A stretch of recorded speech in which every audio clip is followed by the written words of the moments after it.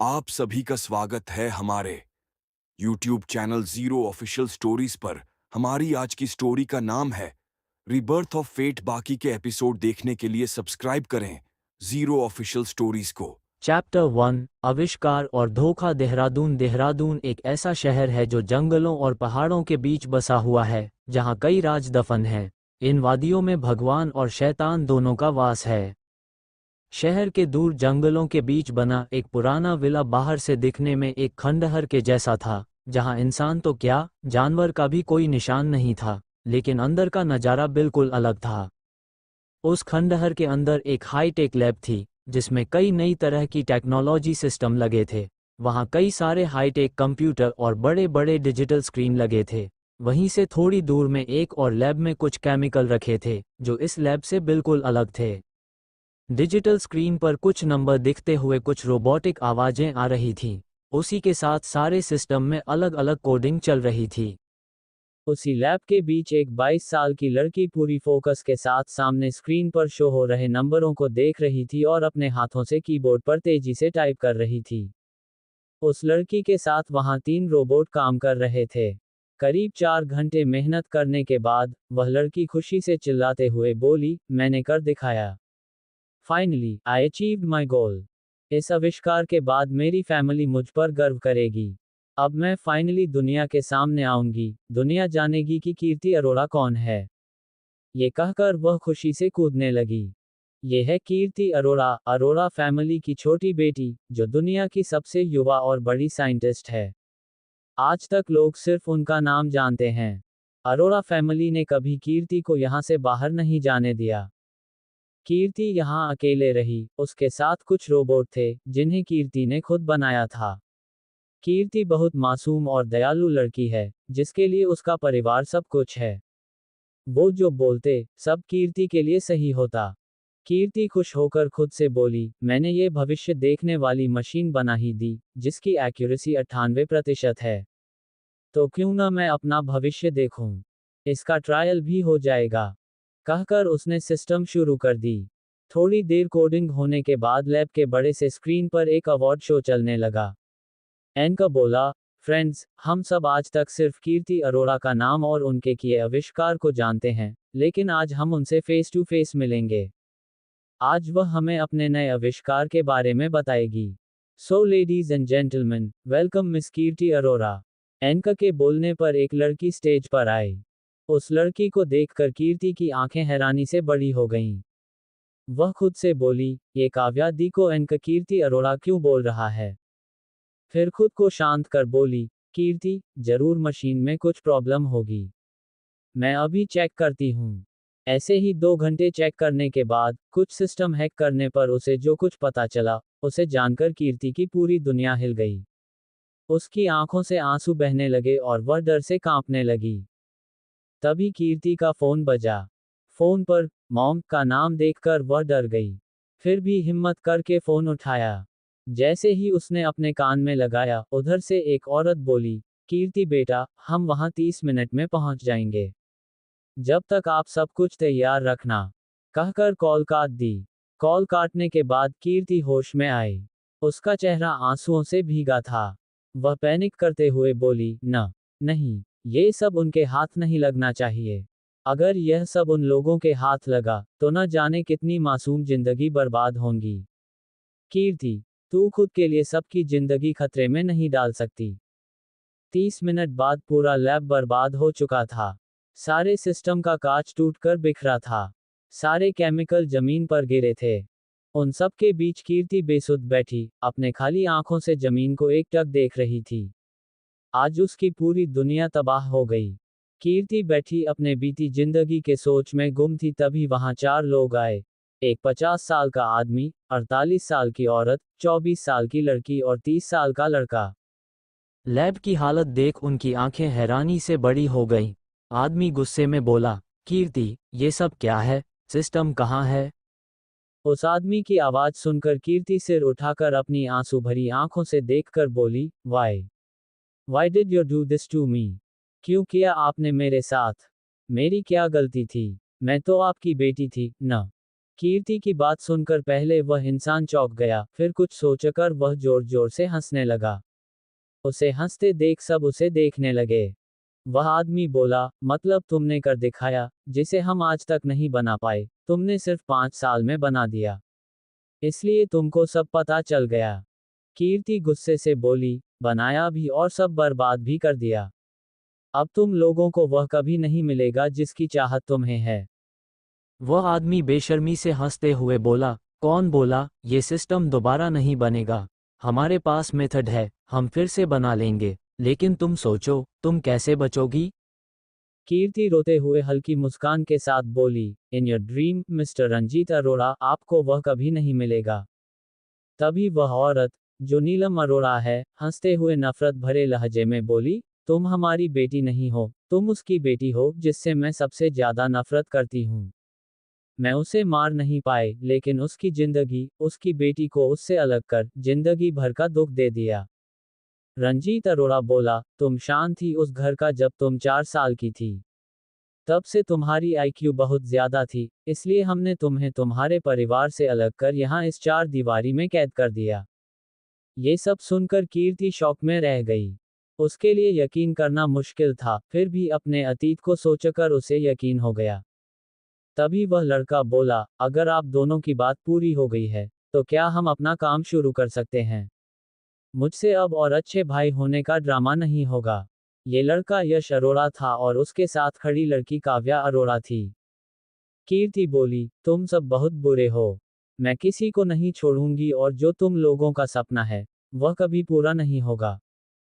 काव्या ने कीर्ति को एक थप्पड़ मारा और बोली, चुप कर, जाहिल लड़की। मुझे तो समझ नहीं आता, तुम इतनी बड़ी साइंटिस्ट बन कैसे गई? सीरियसली यार, इतना हाई आईक्यू होने का क्या फायदा जब बनना बेवकूफ़ी है? काव्या कीर्ति से बहुत ज्यादा नफरत करती है। उसकी 2 वजह हैं। पहला, कीर्ति बहुत ज्यादा खूबसूरत है और दूसरा, काफी इंटेलिजेंट है। रंजीत कुछ बोलता तभी उसका फोन बजा। कॉल आता देख, रंजीत जल्दी से कॉल रिसीव कर अपने कान पर लगाया। उधर से कुछ बोला गया, जिसे सुनकर रंजीत बोला, बॉस, यहाँ एक प्रॉब्लम है। बोल। सब कुछ बता दिया। जिसके बाद उधर से कुछ बोला गया, जिसे सुनकर रंजीत बोला, बॉस, हम यहाँ का काम खत्म कर जल्दी उसे लेकर निकलते हैं। यश बोला, पापा, बॉस का कॉल था। रंजीत बोला, हाँ, उनका ऑर्डर है। जल्दी यहाँ का काम खत्म कर कीर्ति को लेकर यहाँ से निकलना होगा। इसके परिवार को यहाँ का पता मिल गया है। वे कभी भी आ सकते हैं। ये सब सुनकर जहां वे चारों परेशान हो गए, वहीं कीर्ति के चेहरे पर स्माइल आ गई। वह मन में बोली, मैं नहीं जानती, मेरा परिवार कौन है? मैं कौन हूँ? इस समय मेरे लिए सबसे ज्यादा जरूरी कई मासूम जिंदगियां हैं। मुझे जल्द ही इस लैब के साथ खुद को खत्म करना होगा। सॉरी, मैं आप सबका इंतजार नहीं कर पाऊंगी। अगर दूसरा मौका मिला, तो मैं जरूर आपसे मिलूंगी। कौन है कीर्ति? कौन है इसका परिवार? क्या होगा आगे? चटू, नई दुनिया रीबर्थ। हेलो फ्रेंड, अगर आपको स्टोरी अच्छी लगे तो लाइक, शेयर और कमेंट जरूर करें। आते हैं कहानी पर। कीर्ति अपने परिवार का सच जान पूरी तरह से टूट गई। उसको खुद पर गुस्सा आने लगा। वह कितना बेवकूफ थी जो इन सब के बातों पर आंखें बंद कर यकीन करते रही।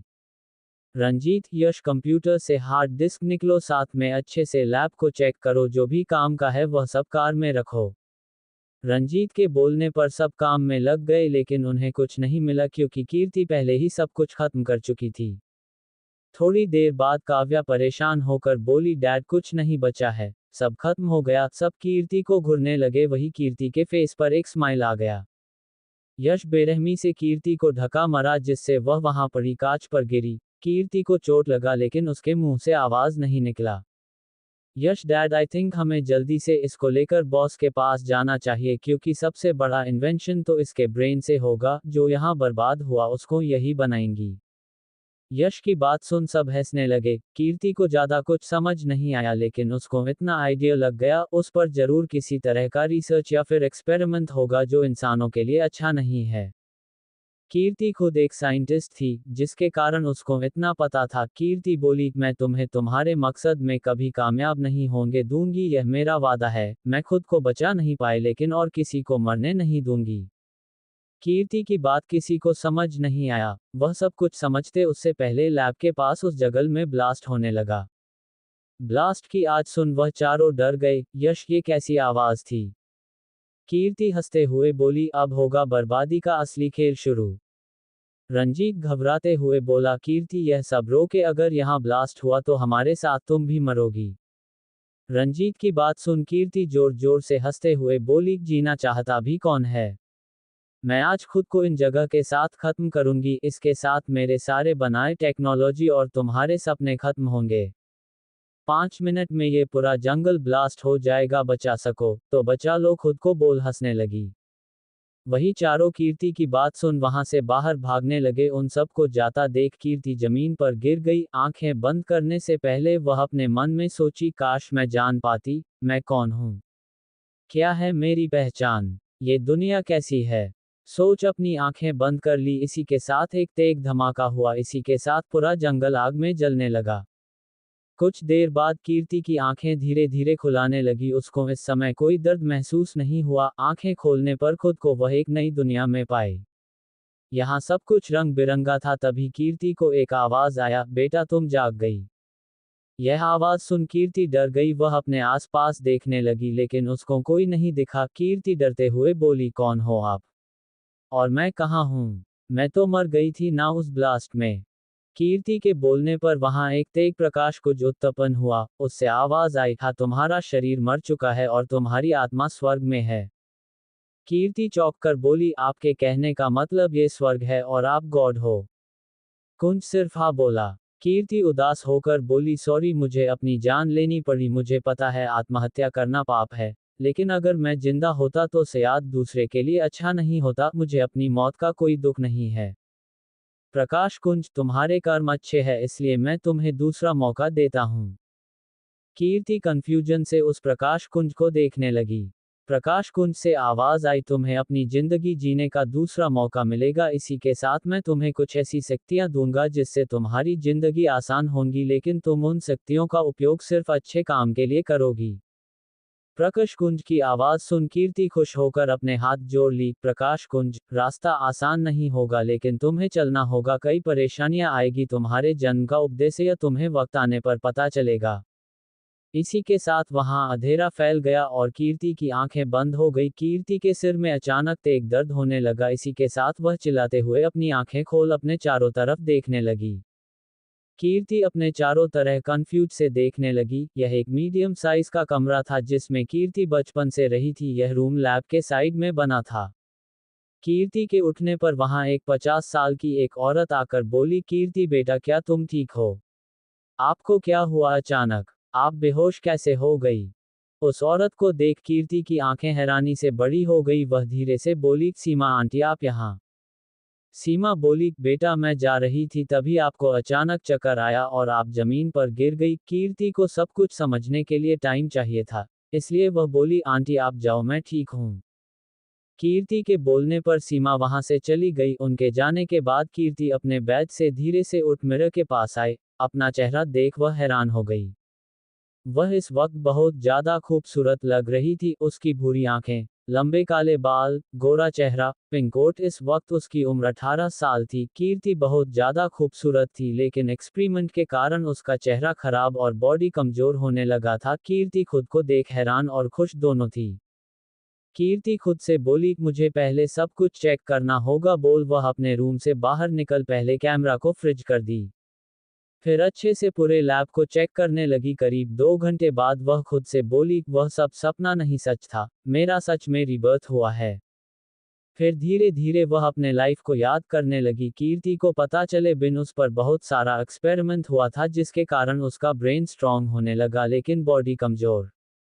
इन सब की शुरुआत उसके 18 साल होने पर हुआ, जिसमें अभी 2 दिन का समय था। कीर्ति खुद से बोली, मुझे कैसे भी करके यहाँ से कल तक निकलना होगा, नहीं तो सब कुछ बर्बाद हो जाएगा।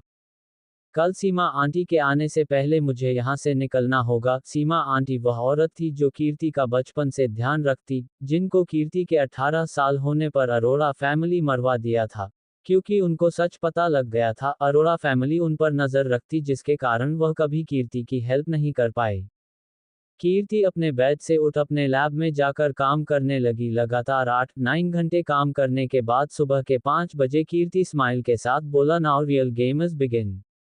आज तक तुम सब मुझे बेवकूफ बनाते रहे, लेकिन अब और नहीं, मैं अपने फैमिली से मिलूंगी, तुम लोगों को मौत से बदतर सजा दूंगी। फिर कीर्ति एक डिजिटल वॉच अपने हाथ में पहनी जिसका कलर उसके स्किन का होता है।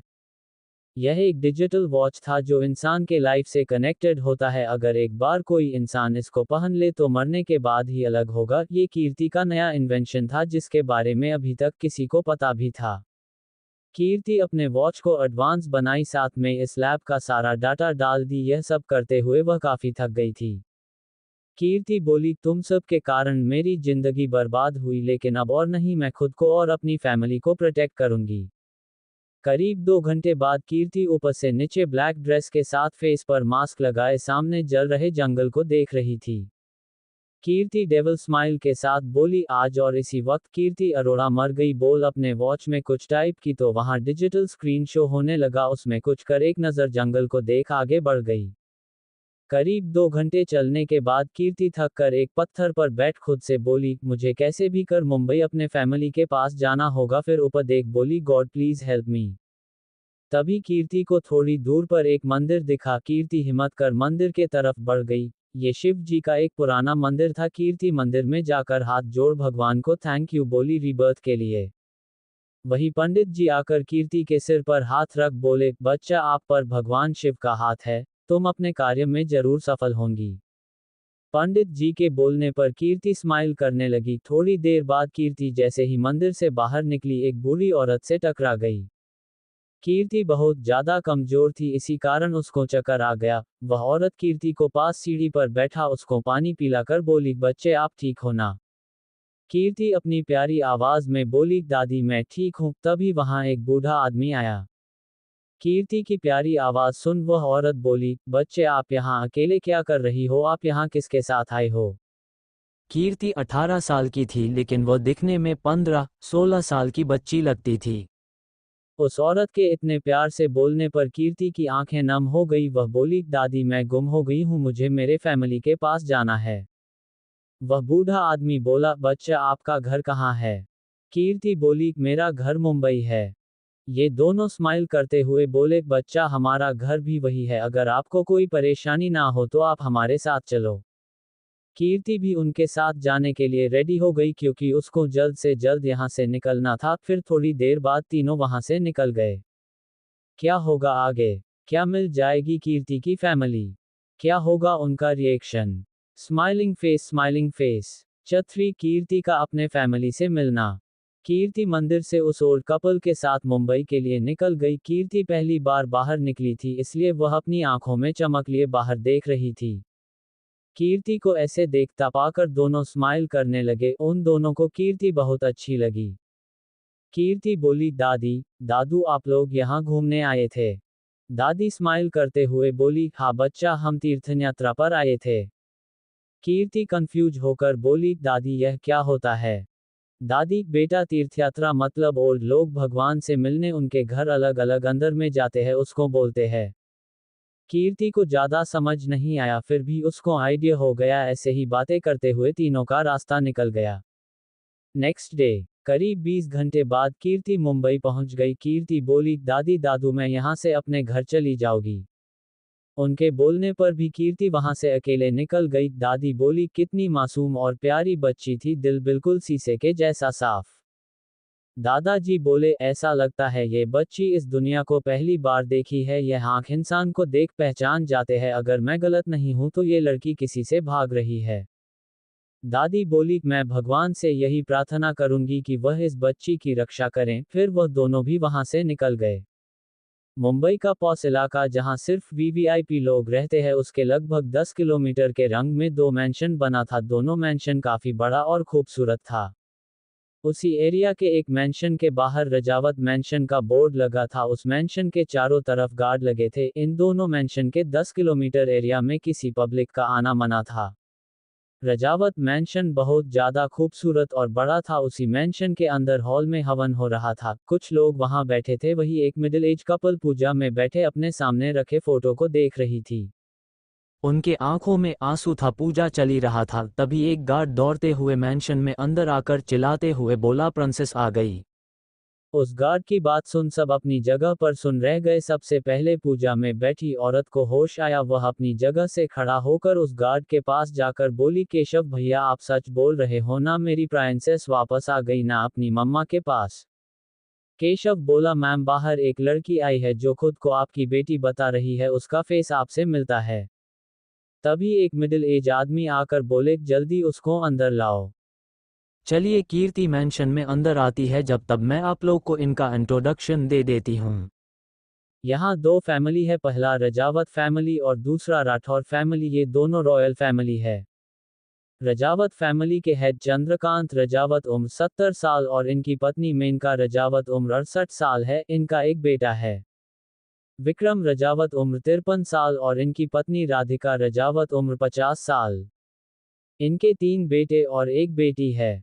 बड़ा बेटा आर्यन रजावत उम्र 27 साल है। ये रजावत इंडस्ट्री का सीईओ है, अपने फैमिली से प्यार करने वाले।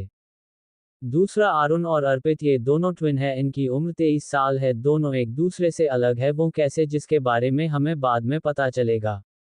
अब आते हैं राठौर फैमिली पर। राठौर फैमिली के हेड हर्षवर्धन राठौर उम्र 70 साल और इनकी पत्नी तुलसी राठौर उम्र 68 साल है।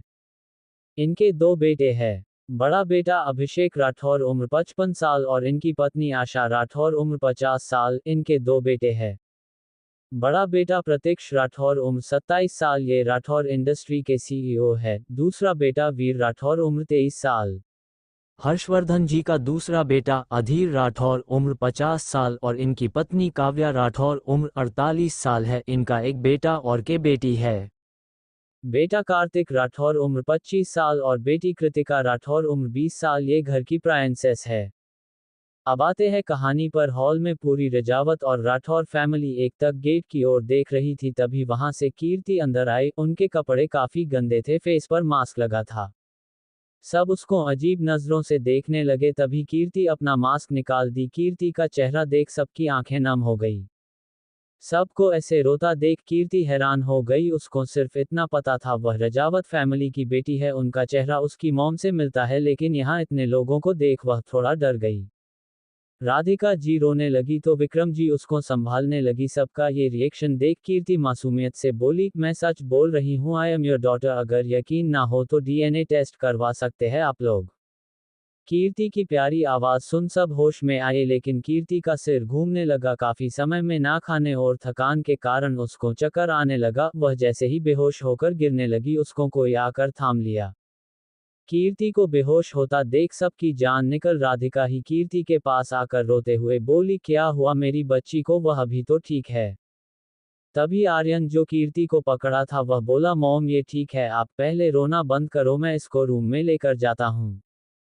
कीर्ति को बेड पर लेटाने के बाद एक 27 साल का लड़का कीर्ति को चेक करने लगा। पूरी फैमिली रूम में बाहर थी, वही राधिका जी और आर्यन कीर्ति के पास थे। थोड़ी देर कीर्ति को चेक करने के बाद वह लड़का रूम से बाहर आया। वह सबको देख बोला, कमजोरी और स्ट्रेस के कारण वह बेहोश हो गई है, थोड़ी देर बाद होश आएगा। ये सब बोलते वक्त उसके चेहरे पर परेशानी थी, जिसको वहां खड़े 2 लोग समझ गए। सब धीरे धीरे कीर्ति से मिले। थोड़ी देर बाद आर्यन, प्रतीक्ष और इनका दोस्त अमित आर्यन के स्टडी रूम में बैठे थे। आर्यन, अमित पूरी बात बताओ। अमित बोला, उसकी हालत ठीक नहीं है। आर्यन, मतलब क्या हुआ उसको? अमित बोला, उसके बेहोश होने का कारण सिर्फ कमजोरी नहीं, कुछ और भी है, हमें उसका फुल बॉडी चेकअप करना होगा, मुझे लगता है उसके साथ कुछ प्रॉब्लम है। आर्यन, ठीक है, हम उसको हॉस्पिटल ले चलते हैं। प्रतीक्ष, आई थिंक हमें उसका घर में इलाज करवाना चाहिए, बाहर उसकी जान को खतरा हो सकता है। और जहां तक बात रही हॉस्पिटल की, हम उसको रात में ले जाएंगे जिससे किसी कुछ पता नहीं चलेगा। प्रतीक्ष की बात दोनों को ठीक लगी। ऐसे ही शाम हो गया, लेकिन कीर्ति को होश नहीं आया। सब परेशान हो गए। वही राधिका जी कीर्ति के पास बिना खाए पिए बैठी रही। ऐसे ही रात हो गया। सबको रूम में भेज आर्यन और प्रतीक्ष कीर्ति को हॉस्पिटल ले गए। वहां अमित पहले से सारी तैयारी करके रखा था। कीर्ति के हॉस्पिटल आते ही उसका टेस्ट स्टार्ट हो गया। करीब 3 घंटे बाद सारा टेस्ट कंप्लीट होने पर आर्यन बोला, रिपोर्ट कब तक मिलेगा? अमित कल तक फिर वह रखा रिपोर्ट आर्यन को देते हुए बोला, she is your sister. Report देख आर्यन के आंखों में नमी आ गया। वह बोला, फाइनली मेरी एंजल मुझे मिल गई। इस पर अमित और प्रतीक्ष एक साथ बोले, हमारी एंजल। फिर सब घर के लिए निकल गए। रजावत मैंशन। सुबह का वक्त पूरी रजावत और राठौर फैमिली हॉल में बैठे अमित का इंतजार कर रहे थे। सुबह आर्यन सबको सब कुछ बता दिया था।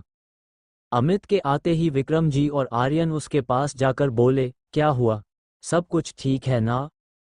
अमित, आप लोग बैठिए, मुझे सबसे कुछ बात करना है। अब तक राधिका जी भी वहां आकर बैठ गई। सबके बैठने के बाद अमित बोला, लिटिल एंजल को कुछ नहीं हुआ है, वो बस डीप स्लीप में है। आर्यन, मतलब? अमित, टेस्ट करने के बाद मुझे पता चला है एंजल को काफ़ी टाइम ड्रग दिया जा रहा है जिसका इफेक्ट उसके ब्रेन पर हुआ था। आई थिंक ये किसी तरह का एक्सपेरिमेंट है। इसके साथ एंजल को किसी एक जगह पर बंद करके रखा गया जिसके कारण उसका बॉडी बाहर का टेम्परेचर सह नहीं पाया। अमित की बात सुन सब रोने लगे। तभी अरुण बोला, भाई प्रिंसेस कब उठेगी? अमित, यह मैं नहीं बता सकता हूँ, जब तक वह नहीं चाहे और उसकी बॉडी रिकवर नहीं होगी वह नहीं उठेगी। मैं अभी से ही उसका ट्रीटमेंट स्टार्ट करता हूँ। वही दूसरी तरफ कीर्ति की आंखें खुली तो वह फिर से खुद को स्वर्ग में पाई। वह खुद से बोली, क्या मैं फिर से मर गई? कीर्ति के बोलने पर प्रकाश कुंज से आवाज आया, तुम मरी नहीं हो। कीर्ति, तो मैं यहाँ क्यों हूँ? प्रकाश कुंज, तुम्हारा शरीर और आत्मा दोनों कमजोर है। तुम्हें अपने आत्मशक्ति को जगाना होगा, तभी तुम्हारा शरीर ठीक होगा और तुम्हें अपनी शक्तियाँ मिलेगी। कैसे ही प्रकाश कुंज कीर्ति को बहुत बताकर वहां से चला गया। कीर्ति अपने ध्यान में बैठ गई। अब आगे क्या होगा? क्या कीर्ति ठीक हो पाएगी? Smiling face, smiling face, smiling face, smiling face, smiling face. CH4 कीर्ति का होश आना। Hello friends, please like, share and subscribe my channel.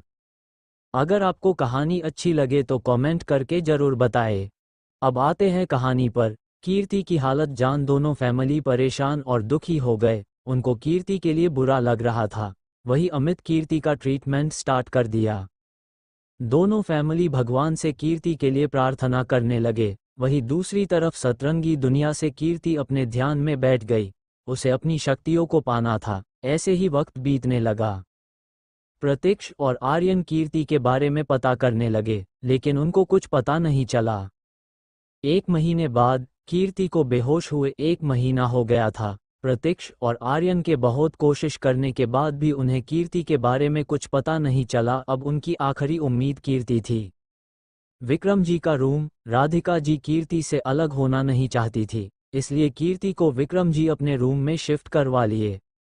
Amit daily आकर कीर्ति को चेक करता। धीरे धीरे कीर्ति का शरीर रिकवर होने लगा, लेकिन अमित अब तक समझ नहीं पाया कि कीर्ति को आखिर हुआ क्या है।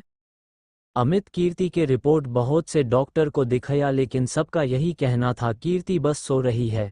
इस बीच राधिका कीर्ति का बहुत ध्यान रखती, जिसके कारण कीर्ति और भी ज्यादा सुंदर लगने लगी थी। कीर्ति बेहोश थी, लेकिन उसके चेहरे का तेग बढ़ रहा था। रात का वक्त। राधिका जी आंसू भरी आंखों से कीर्ति का हाथ पकड़ बोली, बच्चा, आप अपनी मम्मा को और कितना इंतजार करवाओगी? अब उठ जाओ ना, देखो आपकी मम्मा रो रही है। बच्चे, हमने आपका बहुत इंतजार किया है, अब और नहीं होता, बोल रोने लगी।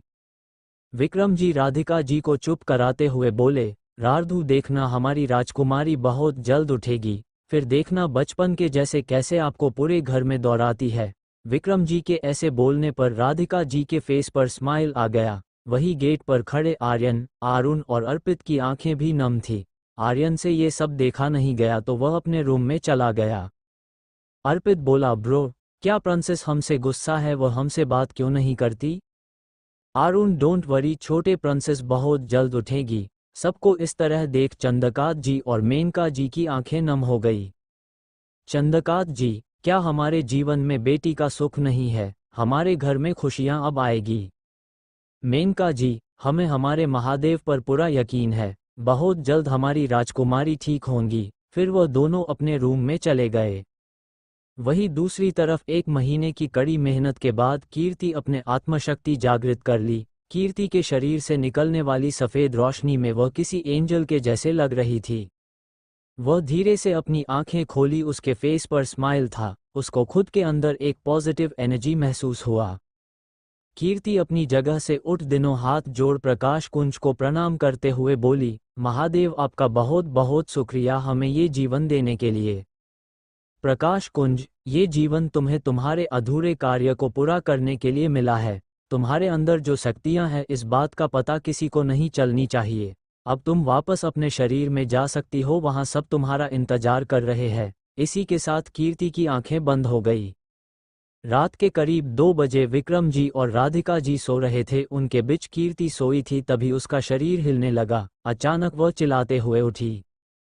कीर्ति की आवाज़ सुन विक्रम जी और राधिका जी दोनों उठ गए। गेट लॉक नहीं था, इसलिए कीर्ति की आवाज़ पूरे मैंशन में गूंज गई। मैंशन के रूम साउंड प्रूफ था, लेकिन जब से कीर्ति आई थी तब से कोई अपना डोर लॉक नहीं करते थे, इसी कारण सबको आवाज़ आई। आवाज़ सुन सब कीर्ति के रूम में भागे। राधिका जी कीर्ति को शांत करने लगे, लेकिन कीर्ति पैनिक करने लगी।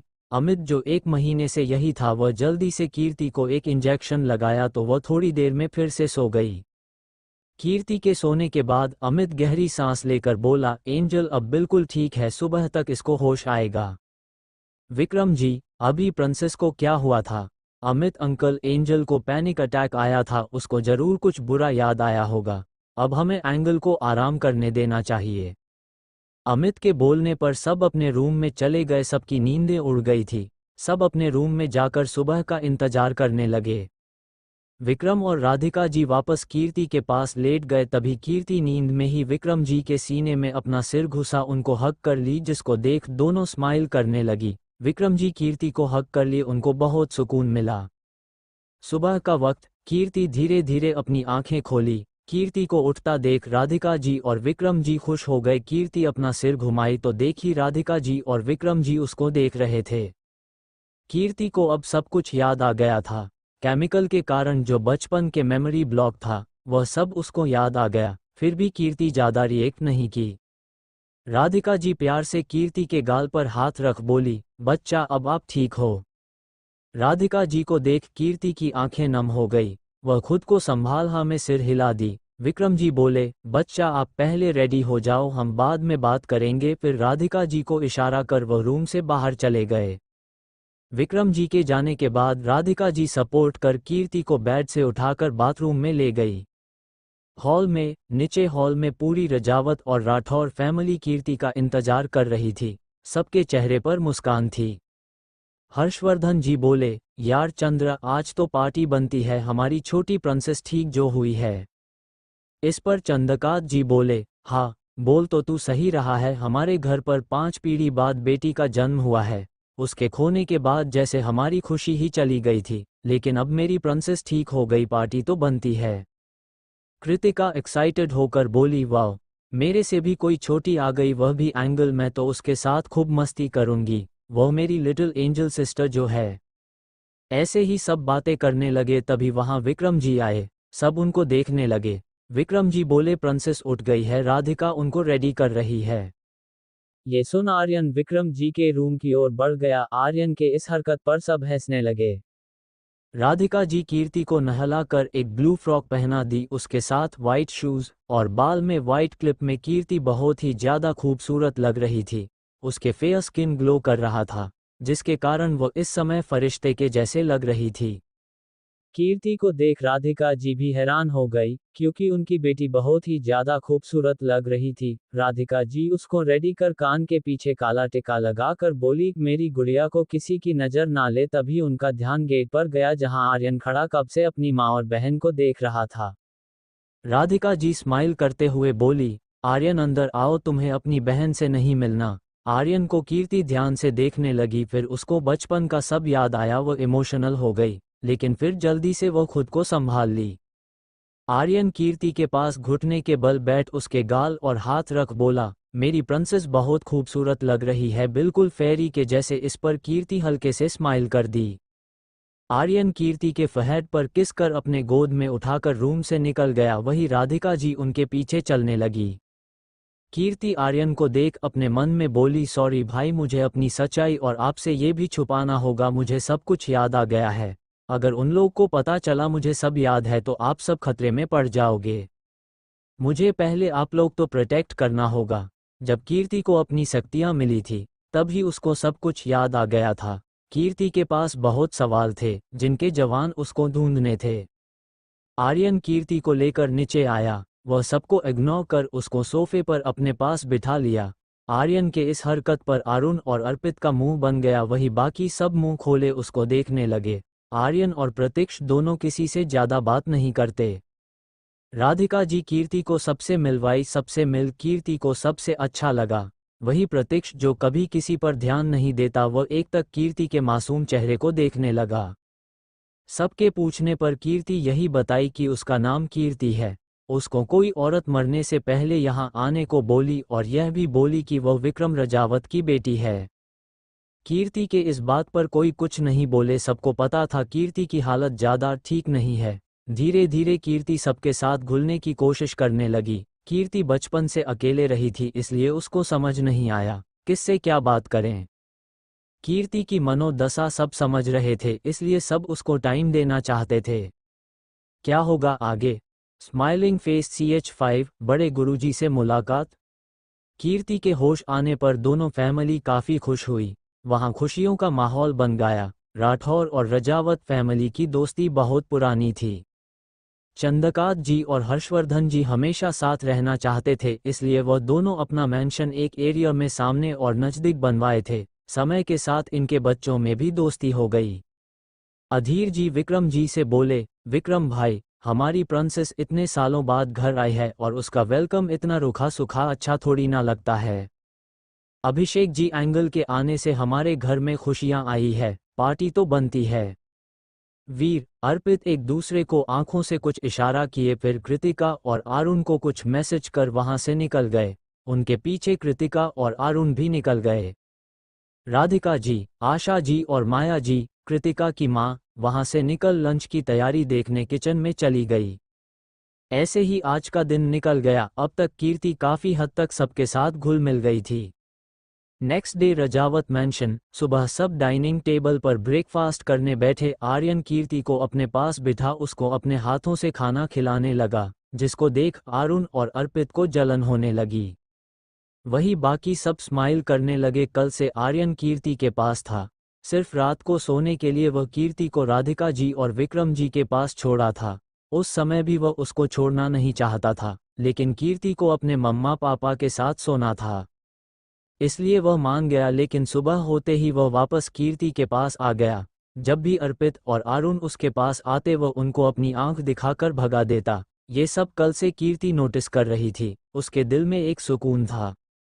अरुण और अर्पित रिक्वेस्टिंग नज़रों से अपने पापा को देखने लगे, लेकिन विक्रम जी उनको इग्नोर कर खाना खाने लगे। कल से वह दोनों हैरान थे अपने भाई को इस तरह बिहेव करता देख। उनके रूड और हार्टलेस भाई जो जल्दी किसी से बात नहीं करते, उनके मुंह से कुछ ही शब्द निकलता जिसको अपने काम के आगे कुछ नहीं दिखता। वह उनकी बहन साथ कल से किसी गोंद के जैसे चिपके थे। अर्पित से जब और बर्दाश्त नहीं हुआ तो वह बोल पड़ा, भाई आपको ऑफिस नहीं जाना? आपको तो बहुत काम होता है ना। इस पर सब आर्यन को देखने लगे, लेकिन आर्यन को कोई फर्क नहीं पड़ा। विक्रम जी बोले, हाँ आर्यन तुम्हें ऑफिस जाना चाहिए, प्रिंसेस के पास हम है, उसका ध्यान हम लोग रखेंगे। आर्यन कीर्ति को खाना खिलाते हुए विक्रम जी से बोला, मैं अभी छुट्टी पर हूँ, इसलिए ऑफिस आप देखो, मुझे रेस्ट चाहिए। इस पर सब मुंह खोले उसको देखने लगे। कीर्ति को ये सब देख अंदर ही अंदर हंस रही थी। उसका पिछला जन्म अकेले बिता और अंत में वह मर गई। परिवार प्यार, भाई का प्यार कैसा होता है, जिसका उसको कोई आइडिया ही नहीं था। आज अपने परिवार को खुश देख उनका प्यार महसूस कर प्यार उसकी आंखें नम हो गई। उसको अपना पेनफुल पास्ट याद आने लगा। उसके आंख से एक बूंद आंसू आर्यन के हाथ पर गिरा। आर्यन अपने हाथ पर कुछ गिला महसूस कर कीर्ति को देखने कीर्ति को रोता देख आर्यन खिलाना बंद कर बोला, क्या हुआ बच्चा, खाना अच्छा नहीं है या मिर्ची ज़्यादा है? आर्यन के बोलने पर सब परेशान होकर कीर्ति को देखने लगे। अरुण और अर्पित उठकर कीर्ति के पास आ गए। कीर्ति से कंट्रोल नहीं हुआ। आर्यन के सीने से लग रोते हुए बोली, भाई मैं आज बहुत खुश हूँ। मुझे आज पता चला फैमिली का प्यार कैसा होता है। भाई आज तक सिर्फ मेरी सांसें चल रही थी, लेकिन आज मैं सही मायने में जिंदा हूँ, जी रही हूँ। थैंक यू भाई मुझसे प्यार करने के लिए। कीर्ति की बात सुन सबकी आंखें नम हो गई, सबके सीने दर्द होने लगा।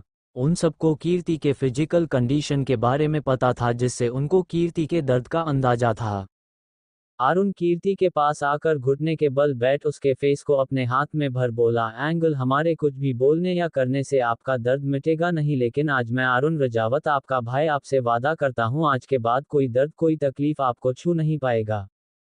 आर्यन बोला, हाँ प्राइंसेस, आपके आगे आपके भाई खड़े रहेंगे। तभी अर्पित आकर बोला, लिटिल एंगल हम तुम्हें इतना प्यार देंगे कि तुम अपना पुराना सारा दर्द भूल जाओगी।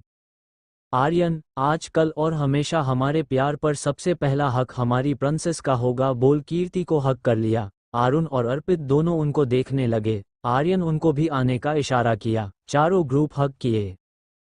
चारों भाई बहन का प्यार देख सबकी आंखें नम हो गई। विक्रम जी राधिका जी से बोले, थैंक यू, हमें इतने प्यारे बच्चे और उनमें इतने अच्छे संस्कार देने के लिए। तो राधिका जी मुस्कुरा दी।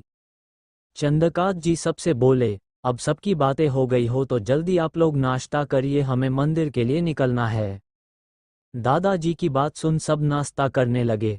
थोड़ी देर बाद सब मैंशन से निकल गए। चारों भाई बहन एक कार में बैठे, वही दूसरी कार में चंद्रकांत जी, मेनका जी, राधिका जी और विक्रम जी बैठे। कुलदेवी का मंदिर। करीब 1 घंटे बाद सब कुलदेवी के मंदिर पहुंच गए। वहां पूजा की तैयारी पंडित जी पहले ही कर चुके थे। पूजा में कीर्ति बैठी। पूजा खत्म होने के बाद चंद्रकांत जी बोले, पंडित जी क्या हम बड़े गुरुजी से मिल सकते हैं? हमें उन्हें अपनी पोती से मिलवाना है। पंडित जी एक नज़र कीर्ति को देख स्माइल करते हुए बोले, इनका इंतजार गुरुजी सुबह से कर रहे हैं, आप इनको उनके कुटिया में ले जाए। सबको हैरानी हुआ पंडित जी की बात सुन, लेकिन कोई कुछ बोले नहीं, सब आगे बढ़ गए। कीर्ति राधिका जी का हाथ मजबूती से पकड़ ली, वो समझ गई कीर्ति डर रही है। राधिका जी, बेटा कुछ नहीं होगा, हम है ना आपके साथ। तो कीर्ति हमें सिर हिला दी। सब अंदर कुटिया में जाकर गुरुजी को प्रणाम कर अपनी जगह पर बैठ गए। जैसे ही कीर्ति गुरुजी को प्रणाम करने लगी, गुरुजी उसको रोकते हुए हल्की मुस्कान के लिए बोले, बेटियां पैर नहीं छूटी, वह तो देवी का रूप होती है। और रही बात आपको आशीर्वाद देने की, तो जिसके सिर पर देवों के देव महादेव का हाथ हो, उनको हम क्या ही आशीर्वाद दे। उनकी बात किसी को समझ नहीं आई, लेकिन कीर्ति समझ गई। वह जाकर विक्रम और राधिका जी के बीच बैठ गई। गुरुजी चंद्रकांत जी से बोले, मुबारक हो, आपके घर में सालों बाद कन्या का आगमन हुआ है, लेकिन आपको सतर्क रहना होगा। इनके आपके पास होने का मतलब है बहुत जल्द हो उठेगा। वो इस पवित्र आत्मा के खोज में जरूर आएगा। किसी को गुरुजी की बात समझ नहीं आई, लेकिन चंद्रकांत जी समझ गए। चंद्रकांत जी डरते हुए बोले, गुरुजी कुछ तो उपाय होगा ना, हमारी बच्ची को बचाने का सालों बाद हमारे घर में खुशियां आई है, हम उनको खोना नहीं चाहते हैं। गुरुजी कीर्ति को देख बोले, जो मरकर वापस आया हो उसका मौत कुछ बिगाड़ नहीं सकता, इस पर महादेव का हाथ है। सालों पहले जो कार्य अधूरा रह गया था वह इस बार पूरा होगा। विक्रम जी बोले, गुरुजी हमें कुछ समझ नहीं आया, आप क्या बोल रहे हैं? क्या हमारी बेटी पर कोई खतरा है? गुरुजी बोले, आपकी बेटी को कुछ नहीं होगा। फिर आर्यन, अरुण और अर्पित को देखकर बोले, तुम तीनों अपनी बहन से प्यार करते हो, हमेशा उसकी रक्षा करना, उसे तुम तीनों की जरूरत पड़ेगी। हर पल उसके सिर पर खतरा होगा, उसके जीवन में दर्द आएंगे, लेकिन अपनों का प्यार उसकी ताकत बनेगा। फिर सबसे बोले, आप सब बाहर जाए, हमें इस बच्ची से अकेले में कुछ बात करनी है। गुरुजी की बात सुन सब बाहर चले गए। अब सिर्फ वहां कीर्ति और गुरुजी बचे। कीर्ति, मैं जानती हूं आपको मेरी सच्चाई पता है। गुरुजी हल्की मुस्कुराहट के साथ बोले, तुम्हें धरती पर वापस किसी खास मकसद से भेजा गया है, जिसका पूरा होना बहुत जरूरी है। तुम आई हो मतलब उसके अंत का समय निकट है। सालों पुराने छोड़े कार्य को तुम्हें पूरा करना है। इतिहास फिर से दोहराया जाएगा, लेकिन इस बार जन कल्याण के लिए तुम्हें जितना होगा। कीर्ति, मुझे कुछ समझ नहीं आया, आप बोलना क्या चाहते हो? कौन आएगा? गुरुजी, वक्त आने पर तुम्हें सब समझ आएगा, अभी के लिए तुम अपने दुश्मनों को देखो, उसके आने के समय है। तुम्हें अपनी आत्मशक्ति को मजबूत करना होगा। तुम्हें जब भी हमारी जरूरत हो आ जाना। कीर्ति हाँ बोलकर अपने हाथ जोड़ ली तो गुरुजी बोले, अपने कार्य में विजय हो। कीर्ति चली गई। गुरुजी खुद से, इस बार तुम्हें उसका अंत करना होगा, नहीं तो अनर्थ हो जाएगा। उम्मीद है पिछले बार जैसा कुछ ना हो। फिर गुरुजी वापस ध्यान पर बैठ गए। कीर्ति के बाहर आने पर सब उसको देखने कीर्ति हल्के स्माइल के साथ बोली, सब कुछ ठीक है। अर्पित बोला, दादू अंदर गुरुजी क्या बोल रहे थे, हमारी एंजल पर क्या कोई खतरा है? चंद्रकांत जी बोले, कुछ राज ऐसे होते हैं जिसका बाहर ना आना ही अच्छा होता है, लेकिन वक्त आने पर हम तुम लोग को सब कुछ बताएंगे, अभी के लिए सब घर चलो। उनकी बात मान सब घर के लिए निकल गए।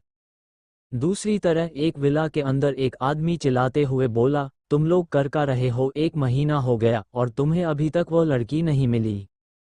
दूसरी तरह से कुछ बोला गया जिसको सुन वो आदमी अपना फोन जमीन के पटकते हुए बोला, तुम नहीं मर सकती, जरूर कुछ ऐसा है जो हमारी नज़रों से छिपा है, मुझे जल्द ही पता लगाना होगा। तभी वहां एक 50 साल की औरत आते हुए बोली, रंजीत ऐसे चिल्लाने और फोन तोड़ने से वो लड़की जिंदा नहीं होंगी, वो मर चुकी है। उस औरत के बोलने पर रंजीत गुस्से से बोला, वह नहीं मर सकती है, अगर वो मरी तो हम बर्बाद हो जाएंगे। तभी वहां एक लड़का और एक लड़की आई। ये है अरोड़ा फैमिली जिसके करना कीर्ति की मौत हुई थी। यश बोला, डैड हमारे आदमी पूरे जंगल के साथ आसपास के एरिया देख लिए, लेकिन उस लड़की का कुछ पता नहीं चला, मुझे लगता है उस ब्लास्ट में वो मर चुकी है। रंजीत, ब्लास्ट कैसे हुआ? यश, डैड शॉर्ट सर्किट के कारण वहां ब्लास्ट हुआ। रंजीत, अचानक से ये कैसे हुआ? यश, डैड मेरे सामने चेक हुआ है, ये सिर्फ एक एक्सीडेंट था। तभी काव्या बोली, उहू डैड अच्छा हुआ वह बेवकूफ़ लड़की मर गई, अब हमें और नाटक नहीं करना होगा। ऐसे ही वह हम पर सिर्फ एक बोझ से ज़्यादा कुछ नहीं थी। रंजीत परेशानी भरे लहजे में बोले, ऐसा नहीं होना चाहिए, बॉस अपने एक्सपेरिमेंट का सेकंड ट्रायल उस पर करने वाले थे। अगर उनको पता चला तो हम सब मरेंगे, मुझे जल्द से जल्द बॉस से मिलना होगा। बोल वहां से चला गया, उसके पीछे यश भी चला गया। अब हॉल में राधिका जी और काव्या बची, उन दोनों के फेस पर स्माइल था, दोनों कीर्ति के मरने पर बहुत खुश थी। तो क्या होगा आगे? कैसे लेगी कीर्ति बदला? क्या है रजावत का सच? CH6 welcome party, little angel.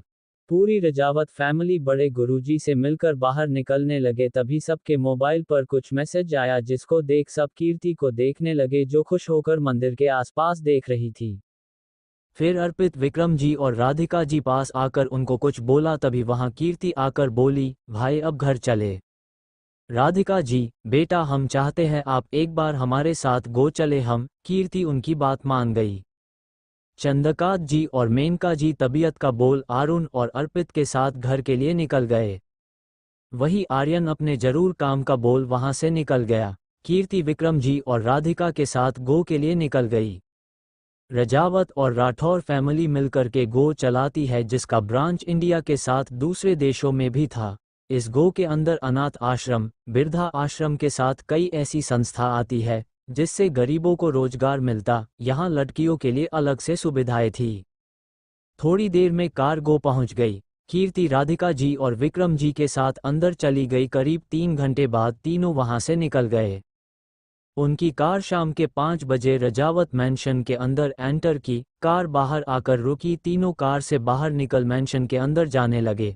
Vikram ji अपना मोबाइल निकाल किसी को कुछ मैसेज कर कीर्ति के साथ उसका हाथ पकड़ चलने लगे। कीर्ति जैसे ही मैंशन के अंदर आई, उसको वहां सिर्फ अंधेरा दिखा। अंधेरा देख कीर्ति डरने लगी। उसकी पकड़ विक्रम जी के हाथों पर कस गई, जिसको महसूस कर वह कीर्ति को अच्छे से पकड़ लिए। कीर्ति बोली, पापा यहाँ इतना अंधेरा क्यों है? लाइट को क्या हुआ? और सब कहाँ है? दादू, दादी, भाई? कीर्ति का इतना बोलना था, तभी अचानक से हॉल की सारी लाइट ऑन हो गया। एक साथ बोले, वेलकम होम प्रिंसेस। सबके एक साथ बोलने पर कीर्ति डर से विक्रम जी को हग कर ली, लेकिन फिर पूरे हॉल को देख कीर्ति की आंखें हैरानी से बड़ी हो गई। जल्द ही उसके चेहरे पर बड़ी सी स्माइल आ गई। पूरे हॉल को बलून, फ्लावर और फेयरी लाइट प्रिंसेस डेम में सजाए। सेंटर में बहुत खूबसूरती से कीर्ति के फोटो के साथ वेलकम प्रिंसेस लिखा था। वही हॉल में पूरी रजावत और राठौर फैमिली अपने हाथ में हार्ट शेप बलून लिए कीर्ति को देख रहे थे। वहां अमित भी था। सबको एक साथ देख कीर्ति की स्माइल दुगनी हो गई। सब एक एक कर कीर्ति को बलून देकर वेलकम विश करने लगे। आर्यन कीर्ति के सिर पर के हीरे का प्रिंसेस क्राउन पहना दिया। कीर्ति बोली, भाई मतलब यही आपका इम्पोर्टेंट काम था? तो आर्यन के साथ बाकी सब भी स्माइल करने लगे। कीर्तिका जोर से बोली, सब चलिए केक कट करते हैं। टाइम हो गया है। कीर्तिका के बोलने पर सब सेंटर में आ गए। अरुण और अर्पित केक लेकर आए। केक को देख सब हैरान हो गए। वही कीर्ति बड़ी सी स्माइल के साथ उसको देखने लगी। केक में कीर्ति प्रिंसेस गाउन पहने गार्डन में झूले पर बैठी थी। वही उसके आस पास उसके तीनों भाई बैठे उसे देख मुस्कुरा रहे थे। ये सब देख कीर्ति की आंखें नम हो गई। आर्यन कीर्ति के पास आकर खड़ा हो गया। उसके साथ अरुण और अर्पित भी। तीनों देख सबका मुंह बन गया। कीर्ति अपने तीनों भाई के साथ केक कट की सबसे पहले अपने तीनों भाइयों को खिलाई। उसके इस हरकत पर सब स्माइल करने लगे। सबकी आंखें चारों को देख नम होया। कीर्ति के जाने के बाद सब कुछ बदल गया था। आर्यन और अरुण दोनों का नेचर एक जैसा था। दोनों बचपन से कीर्ति के बहुत क्लोज थे। जब से कीर्ति गुम हुई थी तब से आर्यन बिल्कुल चुप सा हो गया। अरुण का बोलना भी कम हो गया। रजावत मैंशन में लोग थे लेकिन खुशियां कहीं नहीं थी। कीर्ति के आने से सबकी जिंदगी में खुशियां आ गई थी। फिर कीर्ति चंद्रकांत जी और हर्षवर्धन जी को केक खिलाई, ऐसे ही बाकी सबको। कीर्ति आज बहुत ज़्यादा खुश थी। वह खुद के इमोशन को कंट्रोल नहीं कर पाई। उसके आंखों से आंसू गिरने लगा जिसको देख सब परेशान हो गए। वही कोई था जो कब से सिर्फ कीर्ति को देख रहा था लेकिन उसके आंखों में आंसू देख गुस्से में उसके हाथों की मुठियां बंध गई। आर्यन कीर्ति के पास आकर बोला, क्या हुआ प्रिंसेस, आपको ये सब अच्छा नहीं लगा? आर्यन की बात सुन कीर्ति ना में सिर हिला रोनी आवाज में बोली, नहीं भाई, यहाँ तो सब कुछ बहुत अच्छा है। मैं आज बहुत ज़्यादा खुश हूँ। मुझे ये सब एक खूबसूरत सपना जैसा लग रहा है। आपको पता है वहाँ मैं सिर्फ एक छोटे से रूम में रहती थी। मुझे दिन और रात का कुछ पता नहीं होता है। मैं किसी को देख नहीं पाती थी। वहाँ सिर्फ सीमा आंटी होती, वह भी कुछ देर के लिए। मुझे बहुत अकेलापन फील होता और डर भी लगता। ये सब मेरे लिए एक सपने जैसा था। फिर सबको देख बोली, थैंक यू मेरे सपने को सच करने के लिए।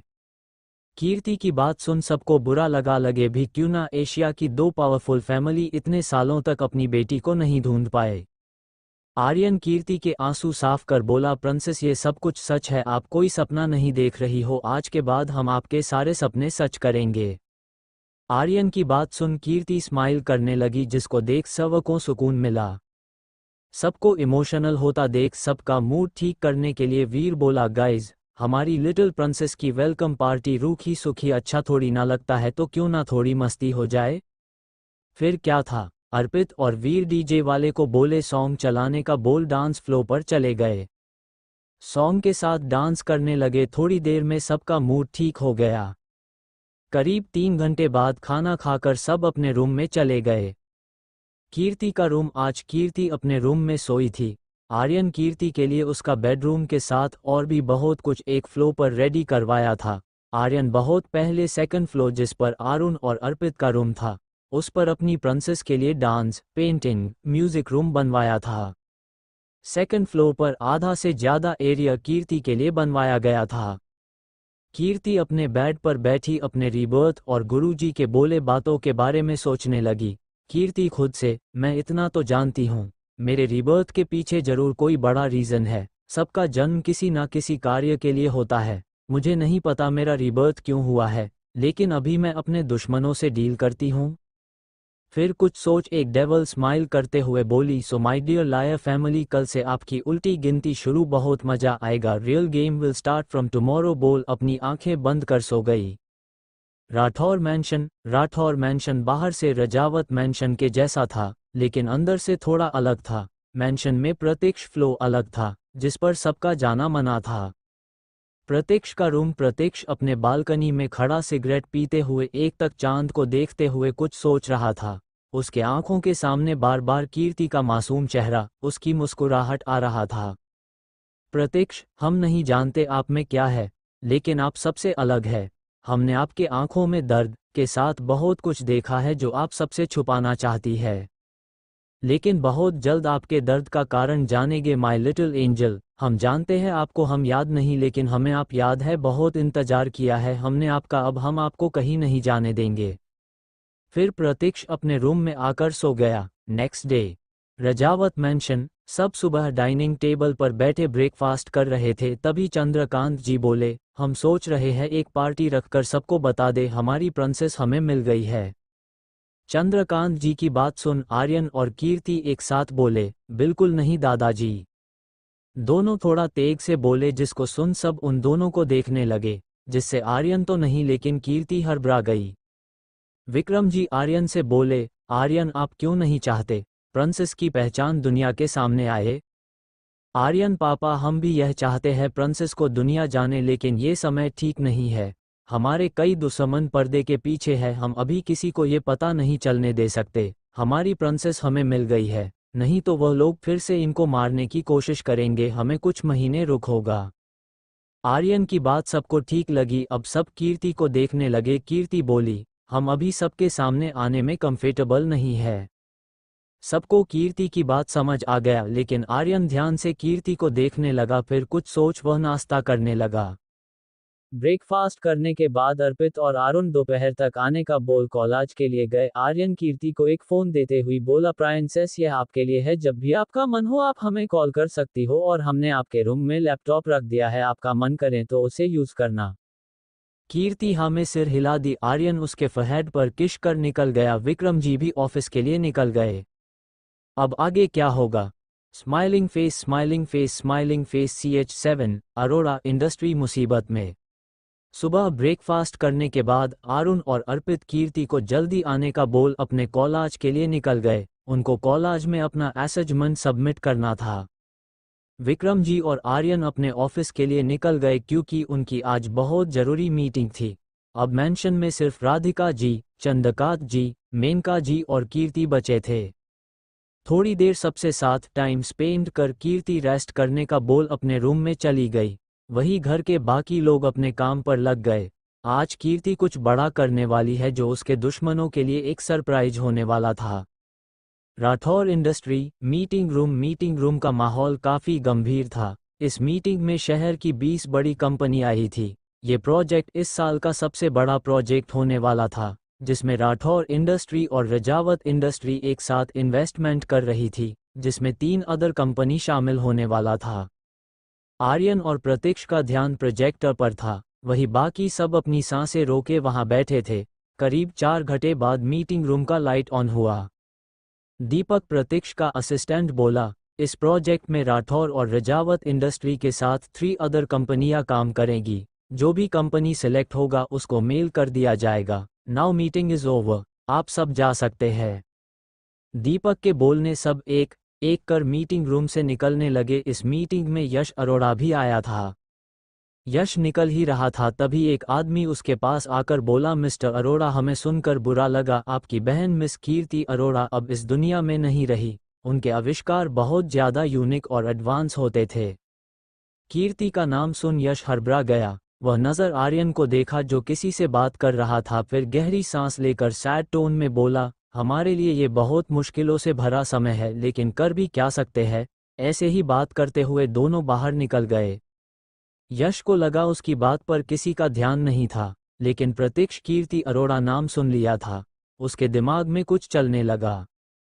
थोड़ी देर बाद प्रतीक्ष, आर्यन और इसका दोस्त कबीर अग्निहोत्री प्रतीक्ष के कैबिन में बैठे किसी प्रोजेक्ट पर डिस्कशन कर रहे थे, तभी डोर पर नॉक हुआ। प्रतीक्ष के कमिंग बोलने पर एक लड़का जिसकी उम्र 28 साल होगा वह अंदर आया। उसके साथ एक लड़की भी आई जिसकी उम्र 26 साल होंगी। उस दोनों को देख आर्यन और प्रतीक्ष के भाव बदल गए, जिसको कबीर भी नोटिस किया। दोनों आर्यन, प्रतीक्ष और कबीर को ग्रिड किए। आर्यन, पता चला कुछ? लड़की जिसका नाम भव्या था वह बोली, बॉस कीर्ति मैम आज से 1 महीने पहले एक ओल्ड कपल के साथ शिमला से मुंबई उनके कार से आई थी।